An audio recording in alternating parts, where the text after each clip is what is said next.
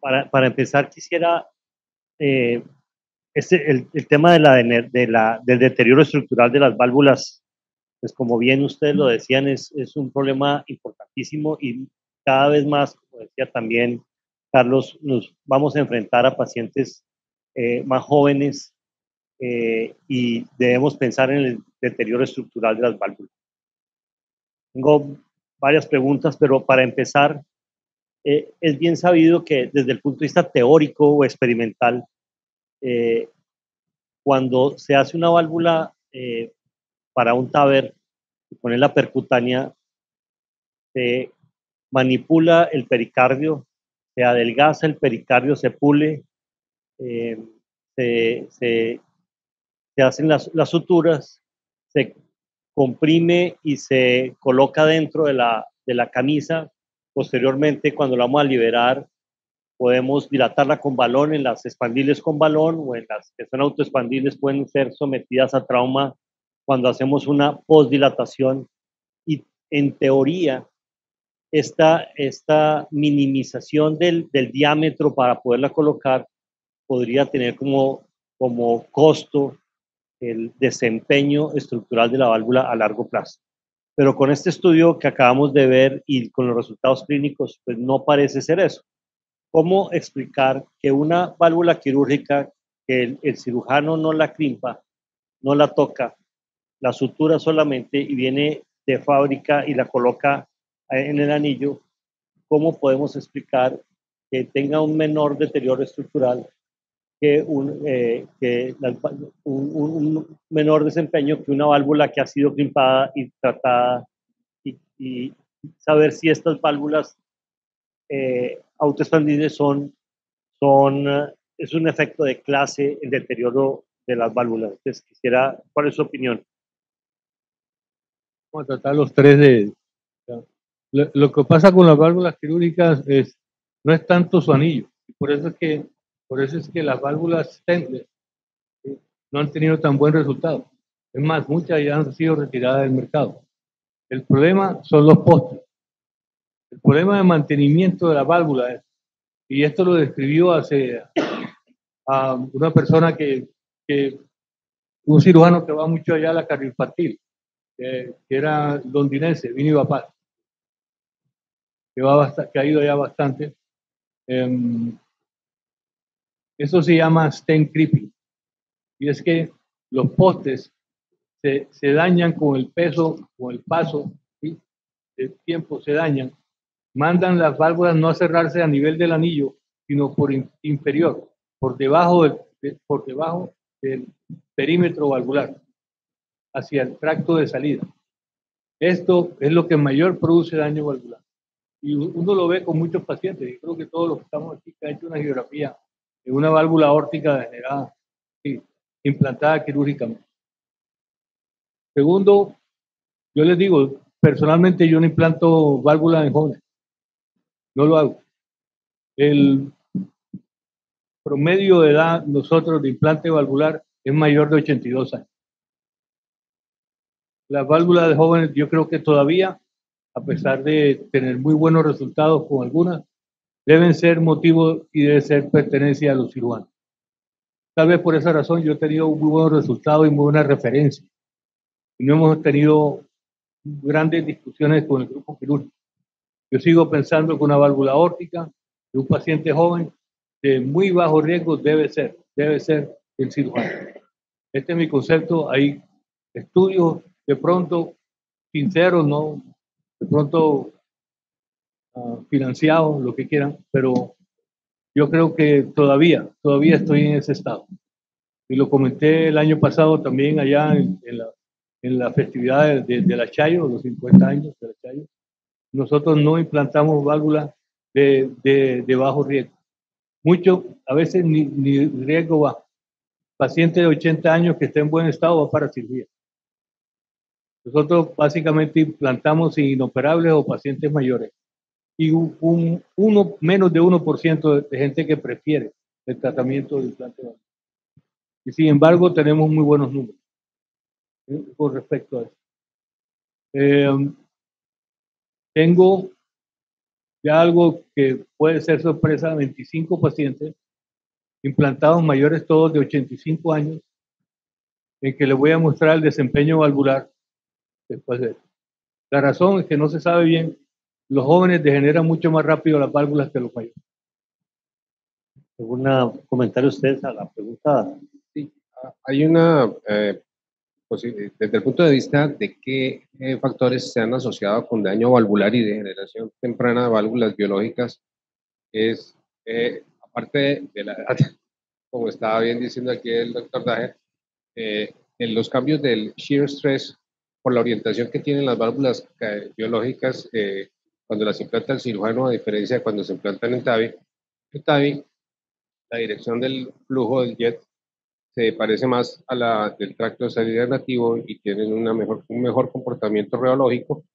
La sangre hace menos turbulencia y probablemente eso ayuda a que la generación de las valvas no sea tan importante. Y la segunda cosa que no creo que sea despreciable es en la era actual, a diferencia de lo que se conocía antes, el seguimiento de las válvulas es muy estrecho. Nosotros, el grupo de cardiología en general, hacemos un seguimiento ecográfico y por TAC de válvulas tanto quirúrgicas como implantadas por TAVR para ver qué está pasando y reaccionamos más rápido hoy de lo que se hacía antes con respecto a cualquier cambio, incluida por ejemplo la trombosis valvular. Yo estoy de acuerdo con las dos cosas que ustedes han mencionado. Sin embargo, la hemodinamia cuenta, porque los estudios lo muestran clarito. Ahí están los pacientes con anillos grandes y los pacientes con anillos pequeños. Y los que tienen anillos pequeños, la diferencia en términos de degeneración es, pues, significativa, o sea, realmente estadísticamente significativa la diferencia entre un grupo y otro de los pacientes. Entonces, creo que el tema hemodinámico va, ese tema no lo podemos dejar o sea, no lo podemos poner aparte, no podemos decir que todas las válvulas funcionan igual en términos hemodinámicos, porque no es cierto. Y los estudios lo muestran con claridad, las diferencias que hay de degeneración cuando tienes anillos de más de 23 y de menos de 23. Creo que eso no lo podemos dejar de considerar, ¿no? En relación a la trombosis, si el énfasis que usted hizo, doctor Daher, en la importancia de la microtrombosis, la detección temprana, los pacientes con características de mayor riesgo de deterioro estructural, es decir, anillos pequeños, válvulas, alto riesgo de fuga paravalvular, mujeres, nódulos de calcio que pudieran distorsionar los folletos. Algunas características, estos pacientes deberían seguir anticoagulados. Sería una propuesta ante la evidencia fisiopatológica y ante la evidencia del deterioro estructural en su centro anticoagulado.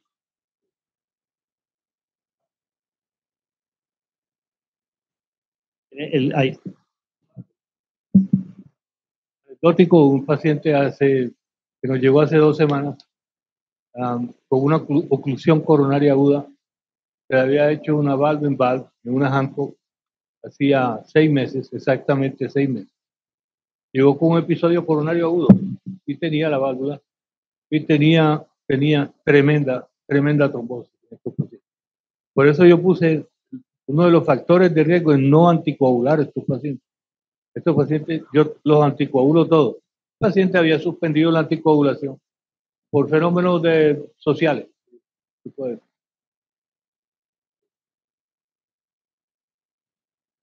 Bueno. Desafortunadamente voy a ser de abogado del diablo. Con nuestra clínica de anticoagulación sabemos hoy que tan solo el 30% de los pacientes bajo el sistema de salud que tenemos logra mantener una anticoagulación adecuada con rangos de INR adecuados. Porque pues, hasta ahora la opción que se recomienda es warfarina y más o menos el 50% tienen INR subóptimos, pero por lo menos el 50% del tiempo. O sea, Si es una opción, sí deberíamos considerarlo, pero realmente alcanzar eso es difícil en nuestro medio. Yo preparo. Sí, realmente desde los inicios de esta terapia, cuando hacíamos un paciente y al poco tiempo había un aumento del gradiente que nos llamaba la atención, pues lo anticoagulábamos sin tener imágenes, porque era como que, bueno, porque esta válvula que había quedado con 10 de gradiente viene a un control en 3 meses y subió a 25, pues rápidamente ese paciente anticoagulaba. Y lo interesante de esto es que los gradientes regresan, o sea, cuando vuelves a controlar al paciente, normalmente los pacientes mejoran. Entonces, yo sí creo en la anticoagulación, no en todos los pacientes, porque la anticoagulación también tiene sus riesgos, y de hecho, y lo vimos, y el otro problema que tenemos es que los nuevos anticoagulantes orales no han funcionado, en lo que fueron evaluados en términos del estudio Galileo, como ustedes saben, se suspendió porque los pacientes se morían precozmente, a pesar de que tenían menos trombosis de las válvulas. O sea, la trombosis subclínica fue menor, pero se morían más. Entonces, seguimos condenados con la warfarina, que sabemos todos los problemas que tiene para seguimiento, el tema de los controles. Entonces, sería muy interesante que la industria farmacéutica nos ayudara aquí para tener drogas un poco más sencillas para manejar estos pacientes con mejor anticoagulación. Pero de una solución que podríamos plantear es, o solución no, un trabajo ya que estamos con Solasi aquí muy cerca, es generar scores de riesgo, ya que hay tantas variables para deterioro estructural, el gradiente, las áreas valvulares, la fracción de eyección, la fuga perivalvular, el mismatch, el tamaño de la válvula, mujeres, cantidad de calcio, valve-in-valve, índice de masa corporal, tratar de hacer un score de riesgo para poder saber qué paciente podría tener más deterioro estructural y ese paciente sí debería continuar anticoagulado. Pero yo creo que nos hace falta en estructural un score de riesgo para poder considerar en qué pacientes se van a deteriorar más de acuerdo a los resultados técnicos, a las características anatómicas y clínicas y poder considerar una anticoagulación y reducir el riesgo de deterioro estructural. Pero bueno, una idea solamente. Muchas gracias a todos por asistir, gracias a los conferencistas muy amables.